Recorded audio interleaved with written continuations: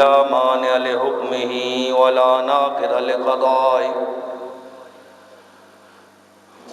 والصلاة والسلام على سيد أنبيائه وسند أوليائه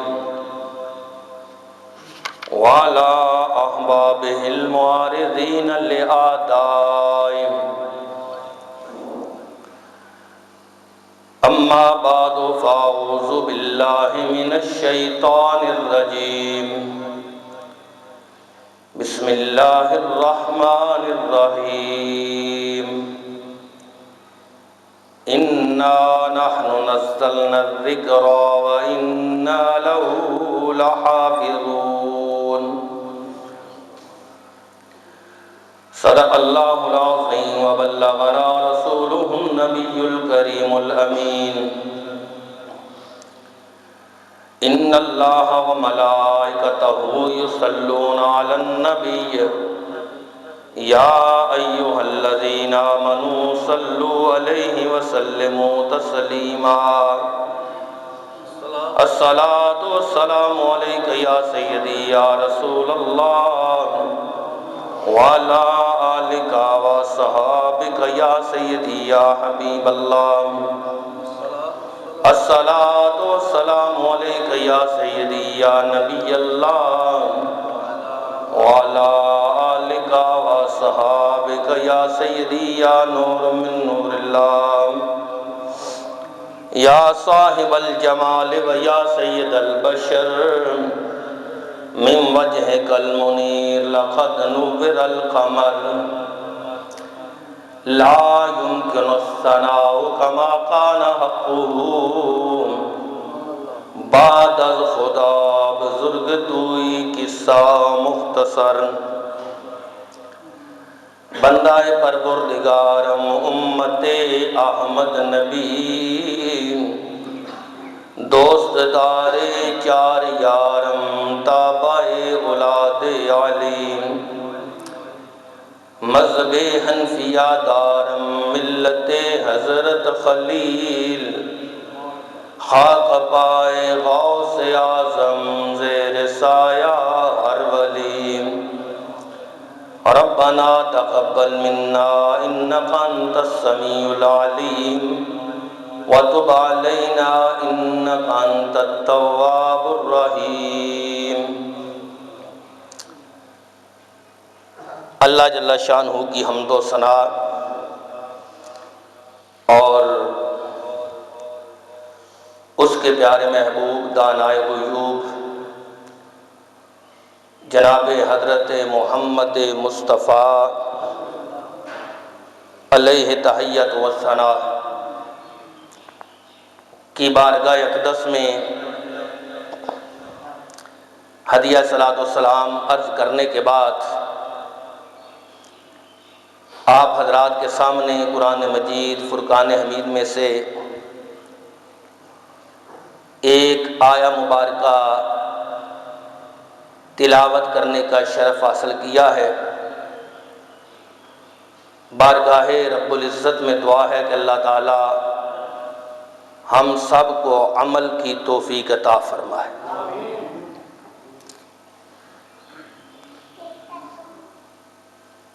آج کا یہ دور بڑا عجیب دور ہے۔ میرے مصطفیٰ کریم صلی اللہ علیہ وسلم آپ ارشاد فرماتے ہیں کہ ایک وقت ایسا آئے گا کہ انسان صبح کو مومن ہوگا، شام کو کافر ہو جائے گا۔ اگر شام کو مومن ہے تو صبح ہونے تک کافر ہو جائے گا۔ یقیناً یہ ایسا ہی دور ہے،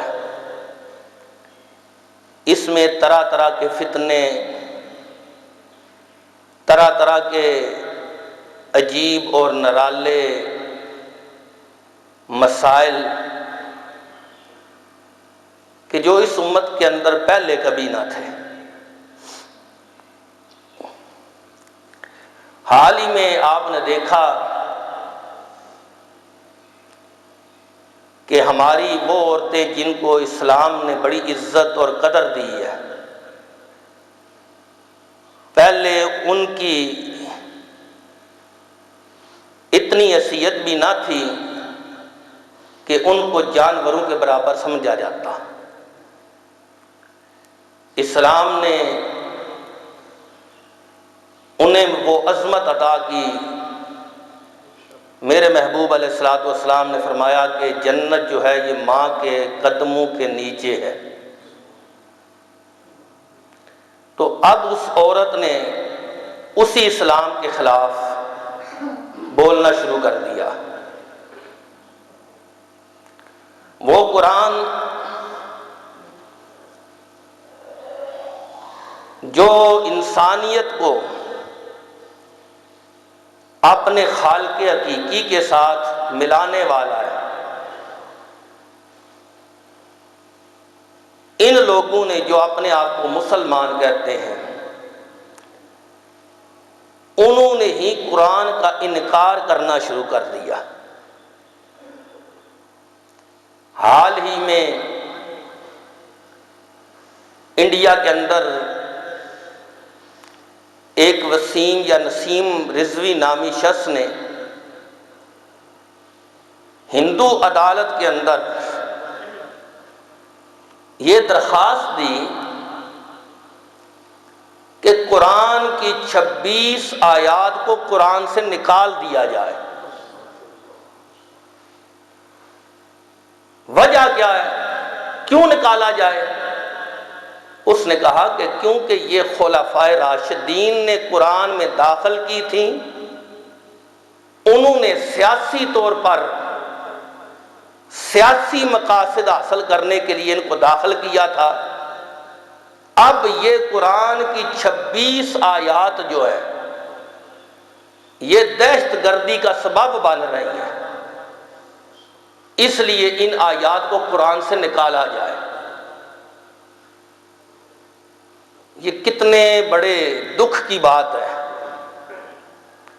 کہ ایک بندہ جو اپنے آپ کو مسلمان کہتا ہے، اس نے ایک بت پرست عدالت کے اندر یہ دعویٰ دائر کر دیا۔ حالانکہ مقدس کلام قرآن مجید سے ماقبل جو دوسری آسمانی کتابیں ہیں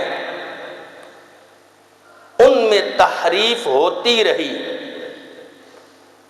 لیکن جب قرآن کی باری آئی تو رب کائنات نے قرآن کی حفاظت کا خود ذمہ لیا۔ فرمایا اِنَّا نَحْنُ نَزَّلْنَا الذِّكْرَ وَإِنَّا لَهُ لَحَافِظُونَ۔ فرمایا بے شک ہم نے قرآن کو نازل کیا، ہم ہی اس کے محافظ ہیں۔ پھر سرکار مدینہ صلی اللہ علیہ وآلہ وسلم نے اس قرآن کو محفوظ رکھنے کا امت کو ایک طریقہ بیان کر دیا کہ جو وحی الہی نازل ہوتی تھی، میرے محبوب علیہ الصلوۃ والسلام نے کچھ صحابہ کی ڈیوٹی لگائی ہوئی تھی کہ وہ اس قرآن کو لکھ لیں۔ حالانکہ مصطفیٰ کریم صلی اللہ علیہ وآلہ وسلم آپ کی ذات کے اعتبار سے لکھنے کی ضرورت نہ تھی، کیونکہ اللہ فرماتا ہے سَنُقْرِئُكَ فَلَا تَنْسَى، پیارے محبوب ہم آپ کو ایسا پڑھائیں گے کہ آپ بھولیں گے نہیں۔ ایک کو بند کر دیں، آپ کو ایسا پڑھائیں گے آپ بھولیں گے نہیں۔ تو سرکار صلی اللہ علیہ وآلہ وسلم کا حافظہ اور سرکار کا علم مبارک تو یہ رب کی عطا ہے۔ اگر قرآن نہ بھی لکھا جاتا مصطفیٰ کریم صلی اللہ علیہ وسلم کو اس کی ضرورت نہ تھی، لیکن امت کے حوالہ سے سرکار صلی اللہ علیہ وسلم نے صحابہ کی ڈیوٹی لگائی تھی کہ تم نے یہ قرآن لکھنا ہے۔ جو ہی قرآن کی آیت نازل ہوتی، سرکار کسی صحابی جو اس کام پر متعین تھے، وہ چند صحابہ، ان کو سرکار فرماتے کہ اس کلام اللہ کو لکھ لو، وہ لکھ لیتے۔ پھر سرکار مدینہ صلی اللہ علیہ وسلم ان آیات کو جو گائے بگائے نازل ہوتی رہی، قرآن یک بار کی تو نازل نہیں ہوا نا، مختلف اوقات میں نازل ہوتا رہا، تو سرکار مدینہ صلی اللہ علیہ وسلم آپ صحابہ سے یہ فرماتے کہ اس کو فلاں جگہ لکھ لو۔ یہ میرے پاس مسند امام احمد ہے، اس کی حدیث نمبر ہے 17,918۔ میرے مصطفیٰ کریم صلی اللہ علیہ وسلم کے صحابی حضرت عثمان بن ابی العاص آپ فرماتے ہیں کہ میں سرکار مدینہ صلی اللہ علیہ وسلم کے پاس بیٹھا تھا، تو کیا ہوا؟ فرماتے اذ شخص ببصرہ ثم صوبہ، میرے مصطفیٰ کریم صلی اللہ علیہ وسلم نے اپنی نگاہیں جھکا لی، پھر ان نگاہوں کو اٹھا لیا، حتی فرماتے ہیں قادا ان یلزقہ بالارض، فرماتے یہاں تک سرکار نے اپنے سر کو جھکایا کہ لگتا تھا کہ زمین کے ساتھ سرکار کا سر مبارک لگ جائے، یعنی اتنا سر سرکار نے جھکا لیا۔ پھر میرے مصطفیٰ کریم صلی اللہ علیہ وسلم نے اپنے سر کو اوپر اٹھایا، پھر اپنی نگاہوں کو جھکایا، جب پھر دوسری بار سرکار نے ایسا کیا، اس کے بعد جب یہ کیفیت دور ہوئی تو سرکار صلی اللہ علیہ وسلم نے ارشاد فرمایا اے عثمان بن ابی العاص آتانی جبریل علیہ السلام فامرنی ان اضع هذه الآیہ بهذه المواد من هذه السورہ۔ میرے مصطفیٰ نے فرمایا کہ ابھی جبریل آئے تھے، کام کیا تھا کہ رب کا کلام لے کے آئے، تو کیا سرکار نے فرمایا آمرانی ان اضع هذه الآیہ بهذا الموضع من هذه السورہ۔ سرکار ارشاد فرمانے لگے کہ عثمان، جبریل نے اللہ کی طرف سے یہ مجھے عرض کی کہ یا رسول اللہ صلی اللہ علیہ وسلم اس آیہ مبارکہ کو اس جگہ فلاں صورت میں رکھ دو، یعنی اس صورت کے رکھنے کی، اس آیت مبارکہ کے رکھنے کی خود اللہ نے حکم دیا کہ یہاں رکھو۔ تو میرے مصطفیٰ کریم صلی اللہ علیہ وسلم نے وہ کون سی آیت تھی؟ حضرت عثمان فرماتے ہیں ان اللہ یامر بالعدل والاحسان وَالْإِيتَاءِ ذِي الْقُرْبَى وَيَنْهَى عَنِ الْفَحْشَاءِ وَالْمُنكَرِ وَالْبَغْيِ يَعِظُكُمْ لَعَلَّكُمْ تَذَكَّرُونَ۔ یہ جو سورہ نحل کی آیت مبارکہ ہے، تو میرے آقا علیہ الصلوۃ والسلام نے ارشاد فرمایا کہ عثمان ابھی جبریل آئے تھے، انہوں نے یہ کہا کہ اللہ کا حکم ہے کہ اس کو سورہ نحل میں فلاں جگہ رکھ دو۔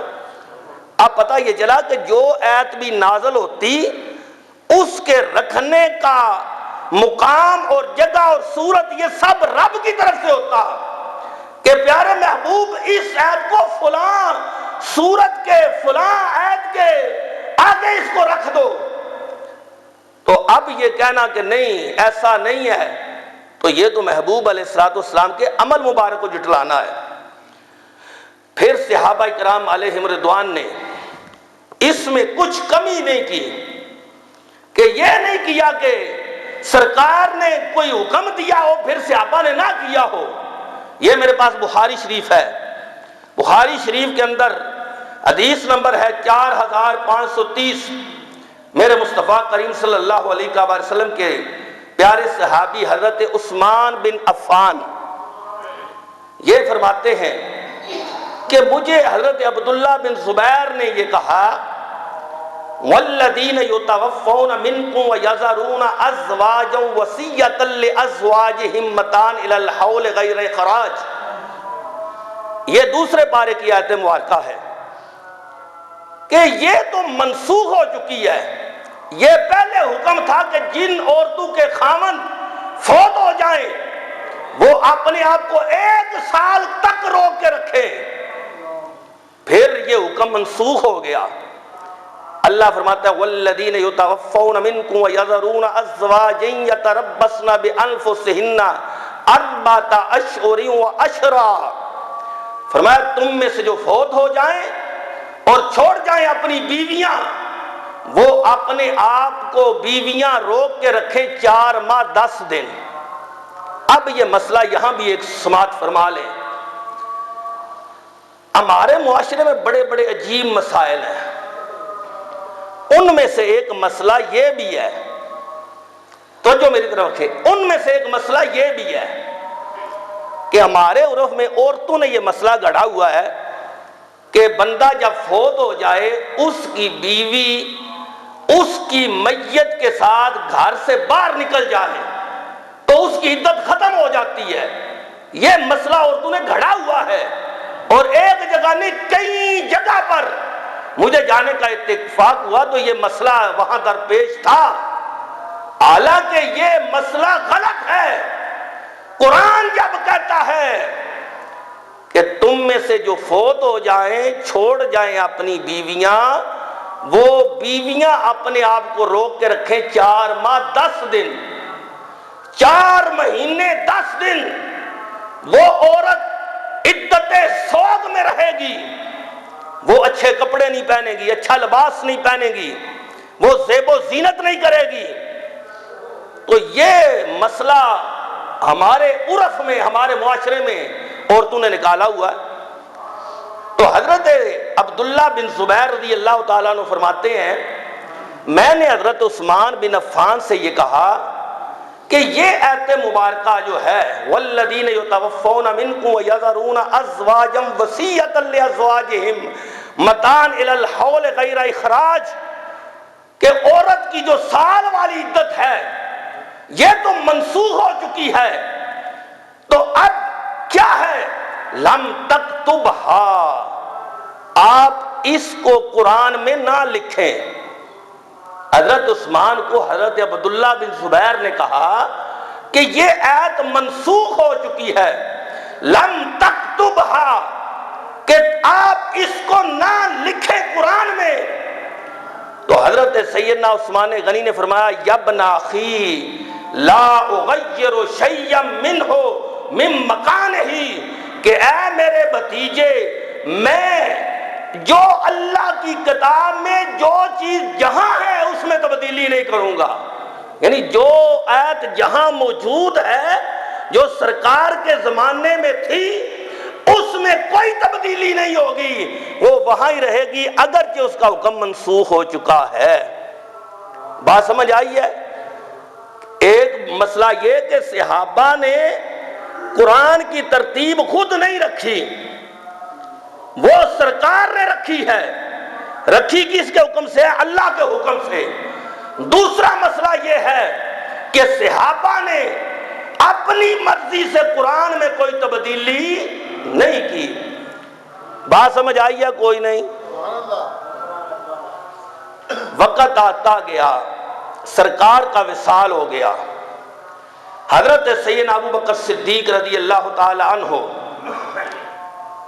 ان کا زمانہ اقدس ہے۔ ایک بندہ تھا جس کا نام تھا مسیلمہ، اس نے سرکار کی زندگی میں اعلان نبوت کر دیا تھا، سرکار کی زندگی میں۔ جب سرکار کا وصال ہو گیا تو اس نے اپنے مشن کو زیادہ تیزی سے پھیلانا شروع کر دیا۔ تو حضرت سیدنا ابو بکر صدیق رضی اللہ تعالی عنہ، آپ نے حضرت خالد بن ولید جن کو سیف اللہ کہا جاتا ہے ان کو بھیجا جنگ کے لیے، سپہ سالار وہ تھے۔ یہ وہ جنگ تھی جس کے بارے میں ابن کثیر نے البدایہ والنہایہ میں لکھا ہے کہ اس طرف سے بھی جو مسلمہ والا پلہ تھا اس طرف سے بھی نعرہ تکبیر اللہ اکبر کی آواز آتی تھی، جو مسلمانوں والا پلہ تھا اس طرف سے بھی نعرہ تکبیر اللہ اکبر کی آواز آتی تھی۔ تو اس دن جب جھوٹے بھی اللہ اکبر کہہ رہے تھے، سچے بھی اللہ اکبر کہہ رہے تھے، امام ابن کثیر لکھتے ہیں اس وقت خالد بن ولید رضی اللہ تعالیٰ نے فرمایا آج کوئی امتیاز ہونا چاہیے، کوئی فرق ہونا چاہیے تاکہ پتہ چلے یہ جھوٹے ہیں یہ سچے ہیں۔ تو اس وقت امام ابن کثیر لکھتا ہے نادا بشعارہم یا محمد آہو یا رسول اللہ۔ اس وقت سب سے پہلے جنگ یمامہ کے اندر جو مسلمانوں کی نشانی تھی، یہ نہیں کہ پہلی دفعہ، نادا بشعارہم، انہوں نے ندا دی اپنی نشانی کے ساتھ، اپنے شعار کے ساتھ۔ ان کا شعار نشانی کیا تھی؟ یا محمد آہو یا رسول اللہ، یا رسول اللہ ہماری مدد فرمائیے۔ یہ جو محمد کے آگے الف ہا ہے نا، یہ عربی قانون کے مطابق کسی کو مدد کے لیے پکارنے کے وقت استعمال ہوتی ہے۔ تو جنگ یمامہ کے اندر حضرت خالد بن ولید نے اور جو ان کے ساتھ صحابہ تھے، ان سب نے یہ نعرہ لگایا، یا محمد آہو یا رسول اللہ۔ اب جنگ جب ختم ہوئی، بہت سارے صحابہ شہید ہو گئے، ان میں بہت سارے حفاظ بھی موجود تھے۔ تو حضرت سیدنا فاروق اعظم رضی اللہ تعالیٰ عنہ حضرت ابو بکر صدیق رضی اللہ تعالیٰ عنہ کے پاس گئے اور کہا کہ امیر المومنین، جنگ یمامہ کے اندر بہت سارے حفاظ شہید ہو گئے ہیں، اگر یہی صورت رہی تو اور جنگوں کے اندر حافظ شہید ہوتے رہے تو کہیں ایسا نہ ہو کہ حفاظ شہید ہو جائے، قرآن ختم ہو جائے۔ تو کیوں نہ ایسا ہو کہ قرآن کو لکھ لیا جائے، اس کو اکٹھا کیا جائے کتابی صورت میں۔ تو حضرت سیدنا ابو بکر صدیق رضی اللہ تعالیٰ عنہ، آپ نے فرمایا کیف تفعل شیئا لم یفعلہ رسول اللہ صلی اللہ علیہ وسلم، اے عمر تم وہ کام کیوں کرتے ہو جو سرکار نے نہیں کیا؟ تو حضرت سیدنا فاروق اعظم رضی اللہ تعالیٰ عنہ آپ مسلسل یہ کہتے رہے، واللہ خیر واللہ خیر، اللہ کی قسم یہ اچھا کام ہے، اگرچہ سرکار نے نہیں کیا لیکن کام اچھا ہے۔ تو حضرت سیدنا ابو بکر صدیق فرماتے ہیں کہ بار بار ان کے کہنے سے حتی شرح اللہ صدری لذالک، اللہ نے میرا سینہ بھی کھول دیا، مجھے بھی پتا چل گیا کہ یہ قرآن کو جمع کرنا یہ اچھا کام ہے۔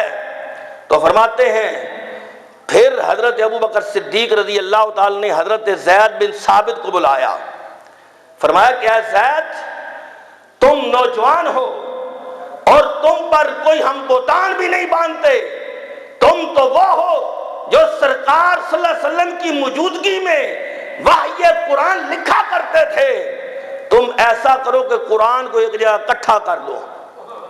تو حضرت زید فرماتے ہیں لو کلفونی نقل جبل من الجبال ما کان اثقل علی مما امرنی بہی، کہتے ہیں اگر پہاڑ مجھے کہتے نا ادھر سے ادھر کر دو تو یہ میرے لیے آسان تھا، لیکن قرآن کو جمع کرنا میرے لیے بڑا مشکل تھا۔ تو حضرت سیدنا زید بن ثابت رضی اللہ تعالیٰ عنہ آپ نے بھی وہی کہا کیف تفعلون شیئا لم یفعلہ رسول اللہ صلی اللہ علیہ وسلم، آپ وہ کام کیوں کرتے ہیں جو سرکار نے نہیں کیا؟ تو حضرت ابو بکر صدیق رضی اللہ تعالیٰ عنہ اور سیدنا فاروق اعظم رضی اللہ تعالیٰ عنہ مسلسل حضرت زید بن ثابت سے یہ اصرار کرتے رہے، کام اچھا ہے، آج قرآن جمع ہو جائے گا، کل امت اختلاف سے بچ جائے گی، آج قرآن اکٹھا ہو جائے گا، کل قرآن کا کچھ حصہ ضائع نہیں ہوگا۔ تو حضرت سیدنا زید بن ثابت فرماتے ہیں حتی شرح اللہ صدری، کہ اللہ نے میرا سینہ بھی کھول دیا جس طرح ابو بکر صدیق کا سینہ کھول دیا۔ اس طرح یہ قرآن جمع ہوا۔ فرماتے ہیں میں نے لکڑیوں سے، میں نے کھجور کے پتوں سے، میں نے وہ پتھروں سے، میں نے لوگوں کے پاس جو محفوظ تھا وہ سارا قرآن اکٹھا کیا اور ہر ایت پر 2 بندوں کی گواہی لی۔ فرماتے ہیں آخر میں فرماتے ہیں سورۃ توبہ جو ہے اس وقت میرے پاس صرف حضرت ابو خزیمہ کی گواہی تھی، تو ان کے ساتھ مجھے اور کوئی گواہی نہ ملی۔ تو فرماتے ہیں میں نے جب صحابہ کرام علیہم رضوان کی طرف رجوع کیا تو انہوں نے کہا سرکار نے حضرت خزیمہ کے بارے میں تو یہ فرمایا ہے کہ ان کی ایک اکیلے کی گواہی 2 کے برابر ہے۔ تو حضرت خزیمہ کی گواہی کے مطابق میں نے یہ سورہ توبہ کی آخری آیات جو ہیں ان کو قرآن میں داخل کر دیا۔ پھر وہ جو مصحف تھا وہ حضرت سیدنا ابوبکر صدیق کے پاس رہا، پھر وہ قرآن جو ہے حضرت سیدنا فاروق اعظم کے پاس رہا، حضرت فاروق اعظم کے بعد وہ قرآن حضرت سیدہ حفصہ کے پاس رہا جو میرے مصطفیٰ کریم صلی اللہ علیہ وسلم کی بیوی ہیں۔ اب فرماتے ہیں حضرت سیدنا ابوبکر صدیق کا دور بھی گزر گیا، حضرت سیدنا عثمان غنی کا دور آ گیا حضرت فاروق اعظم کے بعد۔ تو اس وقت وہ جو قرآن تھا جو ایک کتابی صورت میں تھا اس کو حکم دیا گیا۔ یہ کب ہوا؟ جب حضرت عثمان غنی کا لشکر آرمینیا سے اور آذربائیجان سے واپس ہوا تو حضرت حذیفہ بن یمان رضی اللہ تعالیٰ عنہ آپ فرمان لگے کہ لوگوں نے مختلف پڑھنا شروع کر دیا، قراتیں مختلف ہیں، تو آپ ایسا کریں کہ اس سے پہلے کہ لوگوں کا قرآن میں اختلاف ہو جائے ان سب کو ایک قرات پر اکٹھا کر دیں۔ تو حضرت سیدنا عثمان غنی ذو النورین رضی اللہ تعالی عنہ انہوں نے حضرت حفصہ کے پاس پیغام بھیجا کہ وہ جو قرآن پاک آپ کے پاس جمع ہے اس کو ہمارے پاس بھیج دو۔ حضرت سیدہ حفصہ نے وہ قرآن حضرت عثمان غنی کے پاس بھیج دیا۔ حضرت عثمان غنی نے اس سے مزید 7 اور نسخے تیار کیے اور ان میں سے ایک جو قرآن پاک کا نسخہ ہے وہ مدینہ پاک میں تھا، ایک کوفہ کے اندر بھیج دیا، ایک بصرہ کے اندر بھیج دیا، ایک شام کے اندر بھیج دیا، ایک اس کو بحرین کے اندر بھیج دیا، ایک کو یمن کے اندر بھیج دیا اور پھر یہ آرڈر کر دیا کہ ان کے مزید نسخہ جات تیار کر کے جہاں تک ہو سکے ان کو آگے پھیلا دو۔ تو یہ حضرت عثمان غنی ذو النورین رضی اللہ تعالی عنہ نے ایک قرات پر سب کو اکٹھا کیا۔ اب لوگوں کا ایک اعتراض یہ بھی ہے کہ عثمان غنی نے کچھ قرآن جلائے بھی تھے، تو عثمان غنی نے کسی قرآن کو نہیں جلایا۔ جب صحابہ کرام علیہم رضوان سے وہ کچھ نسخے لیے گئے، چند آیات جو ان کے پاس جمع تھیں ان کے آگے تفسیری نکات لکھے ہوئے تھے، یعنی اس آیت کی تفسیر لکھی ہوئی تھی، تو حضرت عثمان غنی ذو النورین رضی اللہ تعالیٰ عنہ آپ نے اس وجہ سے کہ کہیں ایسا نہ ہو کہ جو تفسیر ہے لوگ اس کو قرآن سمجھنا شروع کر دیں، اس لیے وہ تفسیری نکات یہ حکم دیا کہ پہلے ان کو دھویا جائے اور پھر ان کو جلایا جائے تاکہ یہ بالکل ختم ہو جائیں اور قرآن میں کوئی غیر چیز داخل نہ ہو۔ یہ اتنی احتیاط اس امت نے قرآن کے حوالہ سے کی ہے۔ لیکن آج ایک قوم ایسی ہے کہ جن نے تاکیدہ آج بھی ہے کہ قرآن اصل نہیں، یہ پوری کتاب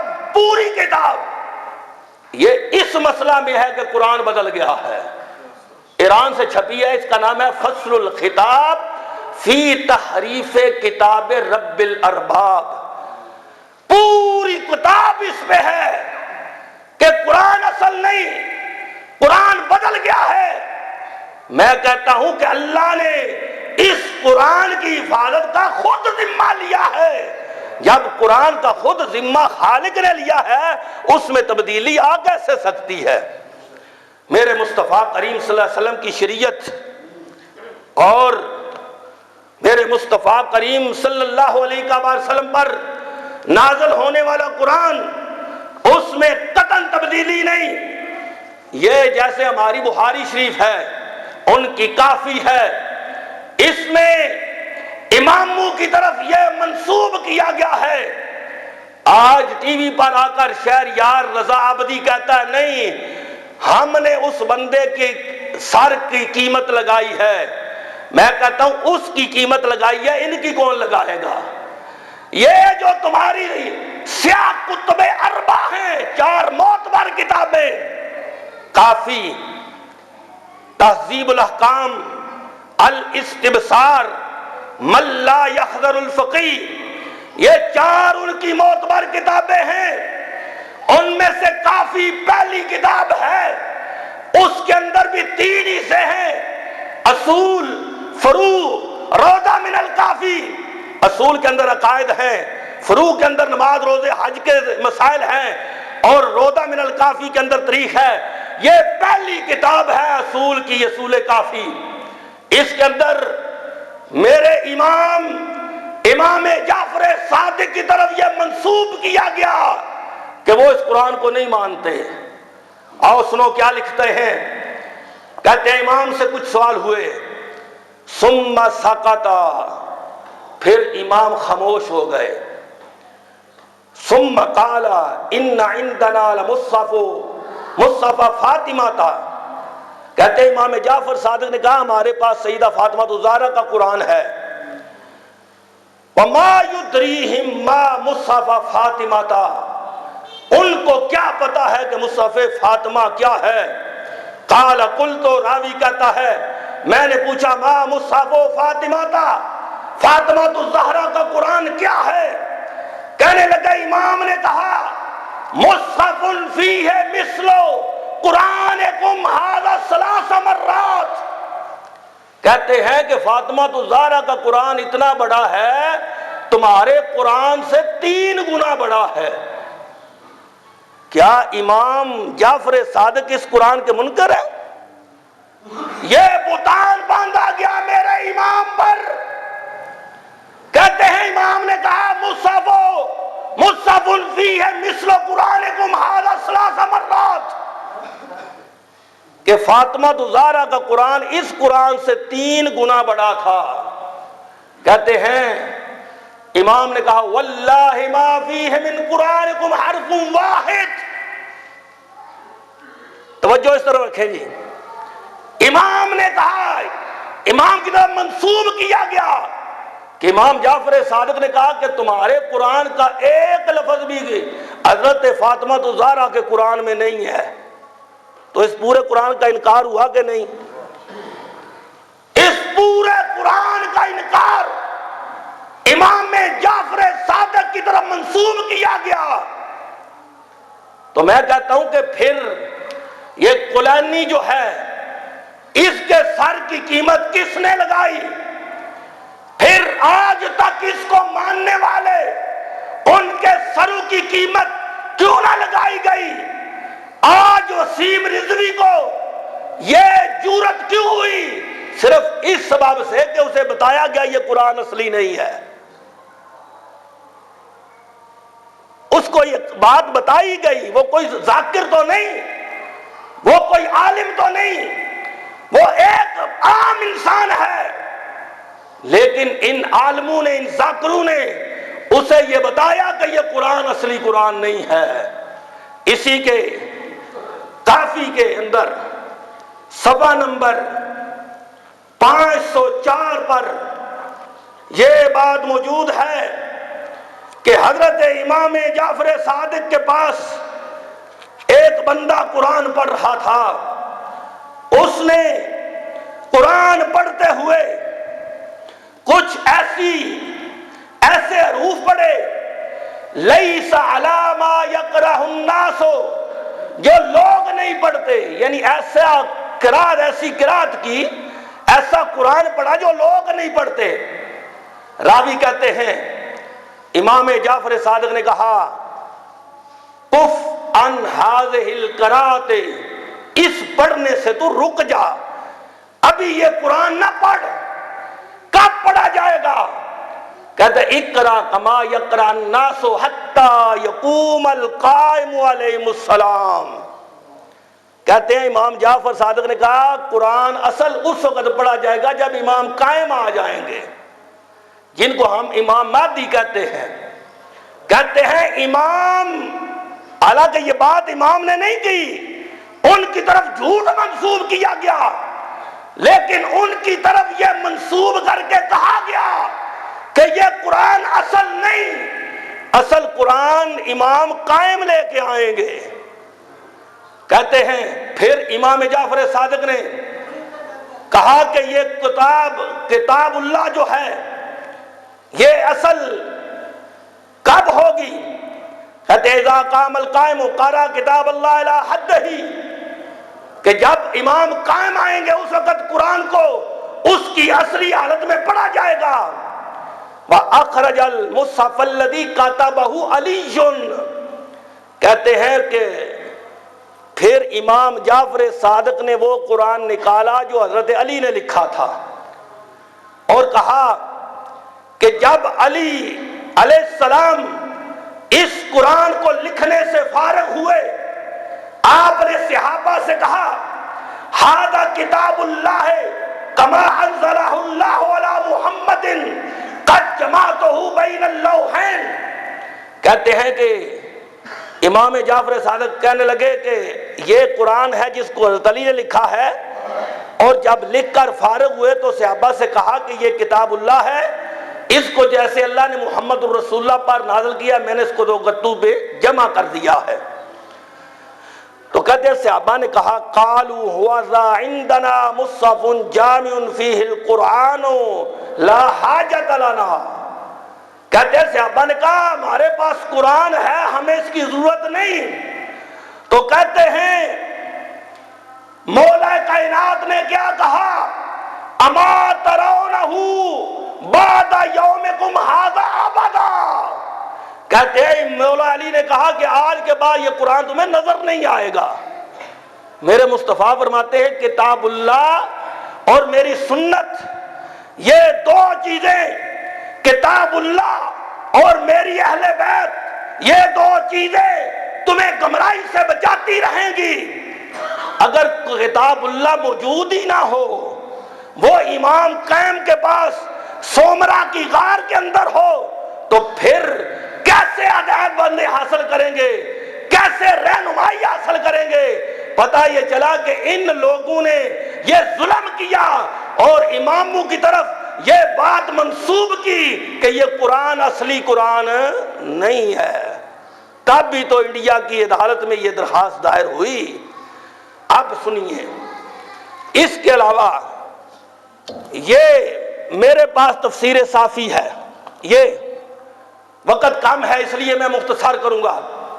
اس میں 7 صفحات اس پر ہے، 7 صفحات عربی میں اس پر ہے کہ یہ قرآن اصلی قرآن نہیں۔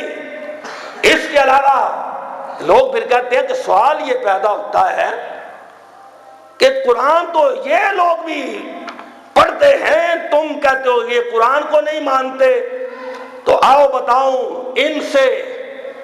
یہ ان کا نعمت اللہ جزائری بہت بڑا مجتہد، آج سے تقریباً 300 سال پہلے کا، کہتا ہے کہ اگر تو کہے کیف جاز القراءۃ فی ھذا ما لاحق من التغییر، کہتا ہے کہ اگر تم کہو کہ قرآن جو میں نے اس نے یہ پیچھے کہا کہ یہ قرآن تبدیل ہو گیا ہے، اگر تم یہ کہتے ہو کہ قرآن تبدیل ہو گیا ہے پھر اس کی قرأت کیسے جائز ہے؟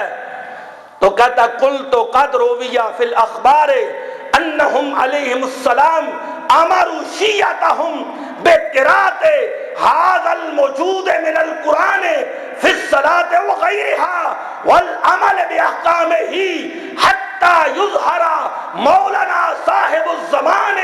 کہتے ہیں ہمارے اماموں نے اپنے شیعوں کو یہ حکم دیا ہے، کیا حکم دیا ہے کہ ابھی قرآن یہ پڑھو، ابھی یہ قرآن پڑھو، اس کو نماز میں بھی پڑھو، کو نماز کے علاوہ بھی پڑھو، اس کے احکام پر بھی عمل کرو۔ کب تک؟ حتی یظہر مولانا صاحب الزمان، یہاں تک کہ امام قائم آ جائیں۔ امام قائم آ جائیں گے تو کیا ہوگا؟ یرتفع ھذا القرآن من ایدی الناس الی السماء، کہ پھر یہ قرآن آسمان کی طرف اٹھا لیا جائے گا۔ یہ قرآن جو ہم پڑھتے ہیں اس کی بات ہو رہی ہے۔ اور پھر کیا ہوگا؟ یخرج القرآن الذی الفہ امیر المومنین ویقرأ ویعمل باحکامہ، پھر وہ قرآن اترے گا جو مولا علی نے لکھا ہے، پھر اس پر عمل ہوگا، پھر اس کو پڑھا جائے گا۔ تو کہتے ہیں کہ یہ قرآن اصل قرآن نہیں۔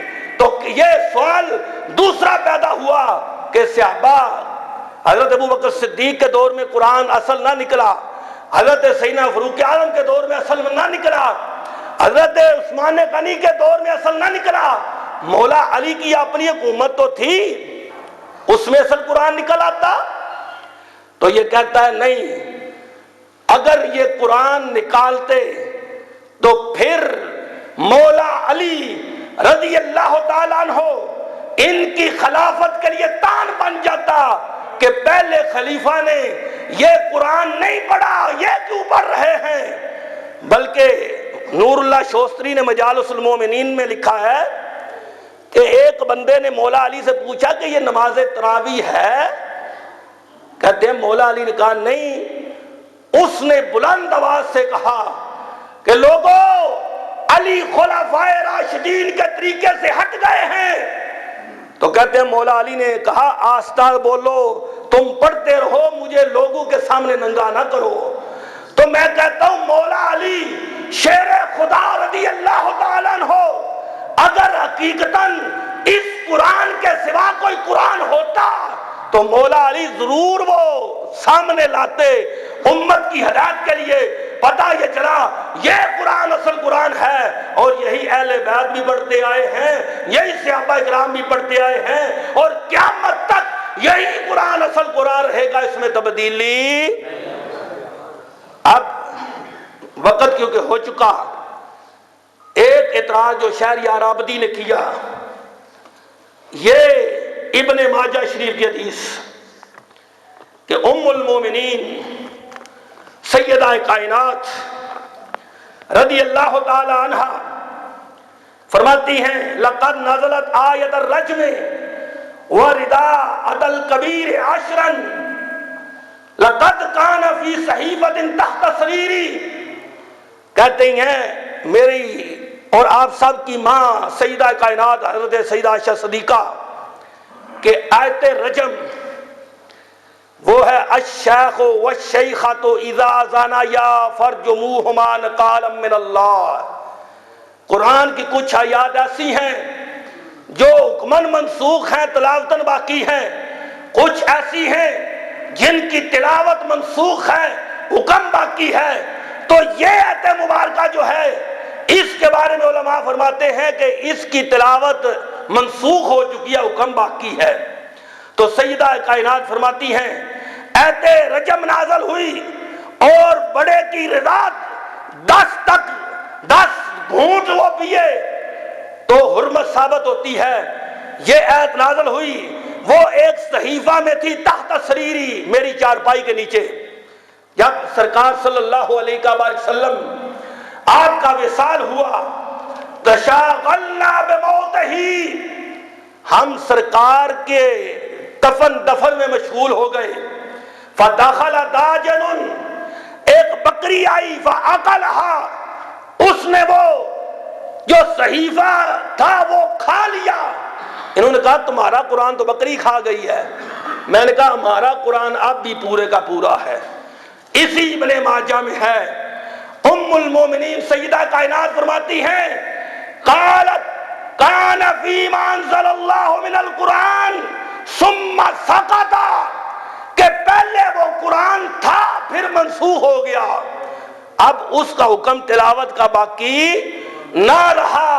جو قرآن نہیں تھا وہ بکری کھا گئی، لیکن جو قرآن ہے وہ پورے کا پورا محفوظ ہے، اس میں زیر زبر کا بھی فرق نہیں ہے۔ اب پتہ چلا کہ ہمارے قرآن کی حفاظت کا ذمہ اللہ نے لیا ہے، اور قیامت تک اس میں ایک نقطے کی بھی کمی نہیں ہو سکتی۔ جو ایسا کر رہے ہیں یا جن کا نظریہ ہے، اور ایک کا نہیں، یہ تمام شیعہ حضرات کا نظریہ ہے کہ یہ قرآن اصل نہیں۔ اب یہ کیوں کہتے ہیں یہ قرآن اصل ہے؟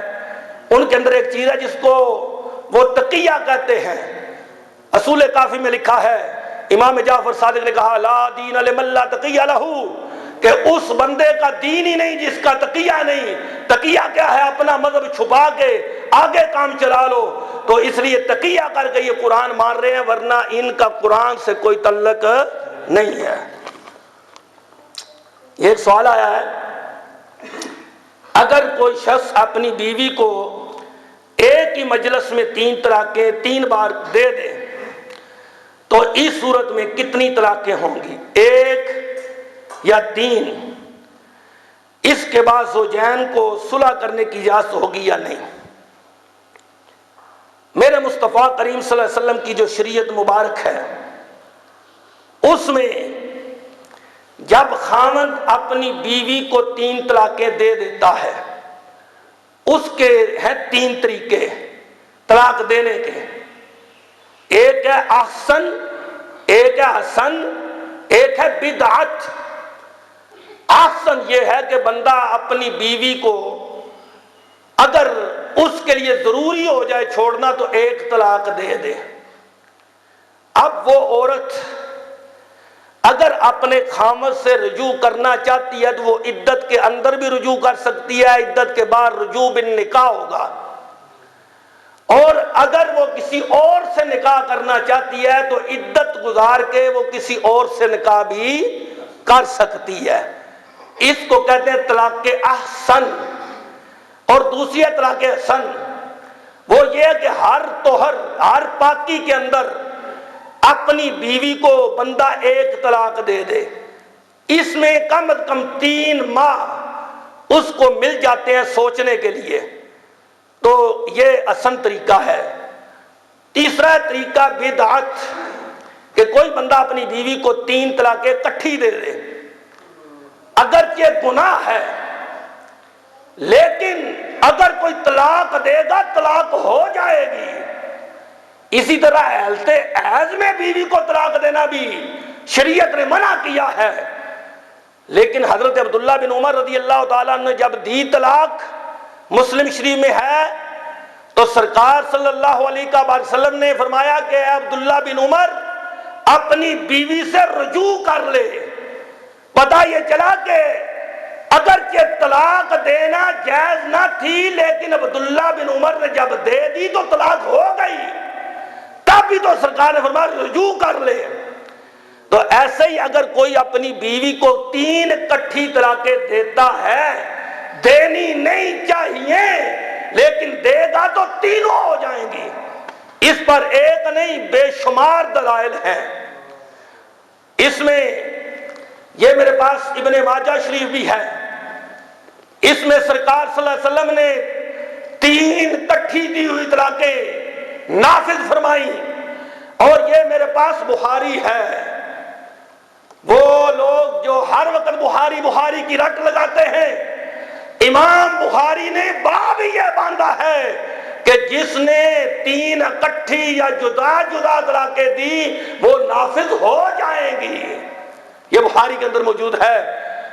حضرت عبداللہ بن عباس، حضرت عبداللہ بن عمر، حضرت عبداللہ بن مسعود، حضرت عثمان غنی، حضرت فاروق اعظم، ان کے بے شمار فتاوی جات ہیں کہ جو سند صحیح کے ساتھ ہیں کہ اگر کوئی بندہ اپنی بیوی کو 3 طلاقیں دیتا ہے، بلکہ 100 بندوں نے طلاقیں دی، تو آپ نے فرمایا 3 ہو گئی ہیں، باقی تم نے ظلم کیا ہے۔